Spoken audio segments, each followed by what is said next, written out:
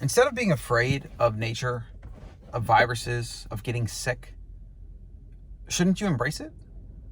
So the concept of fragility, antifragile and fragility particularly is the idea that an organism that gets stressed and that survives is then going to be stronger. You've probably heard the phrase, what doesn't kill you makes you stronger. Nietzsche said that. And it's very true. If you want to build a muscle, you have to tear the fibers. You have to stress it. It's going to be maybe painful, unpleasant, and then it's going to grow back stronger, right?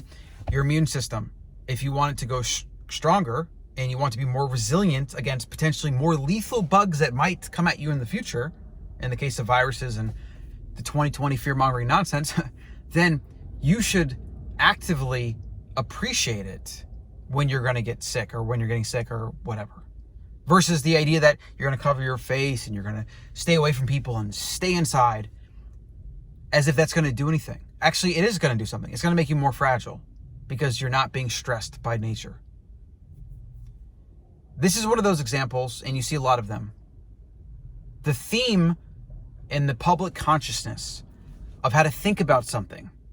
Well, you take the opposite of that and you ask yourself, well, what would it be like if it was the opposite? What would it be like if I embraced getting sick or catching a virus?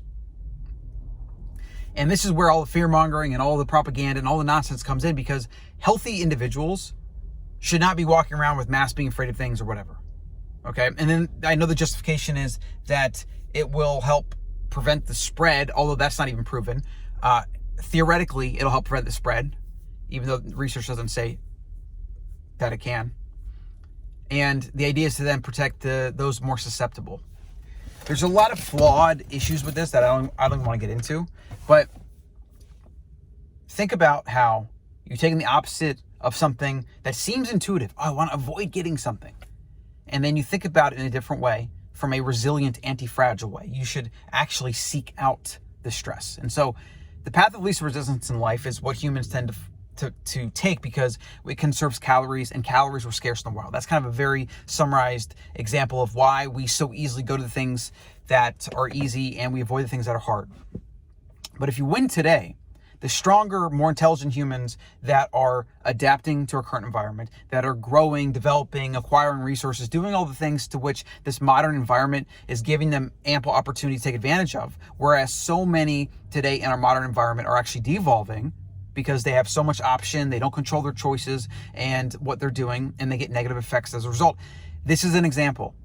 Cowering in fear under some false sense of security that you're going to protect yourself from something that you probably, in most cases, unless you have like major comorbidity issues, like you should be okay with getting it. And absolutely, even if you don't want to get it, which is understandable, you shouldn't be afraid of it. It's just funny, like you can take, and I've thought about this a lot in 2020, you can take something that is considered common knowledge or that the masses think and agree on, and you can take the opposite of it, and you're going to probably, in most cases, find truth. Nutrition, eating salt, fat, saturated fat, like calories in, calories out, like every mainstream idea, especially as it pertains to health, you can take the opposite and you can find truth. It's like Mark Twain said, whenever I find myself on the side of the majority, it's time to pause and reflect.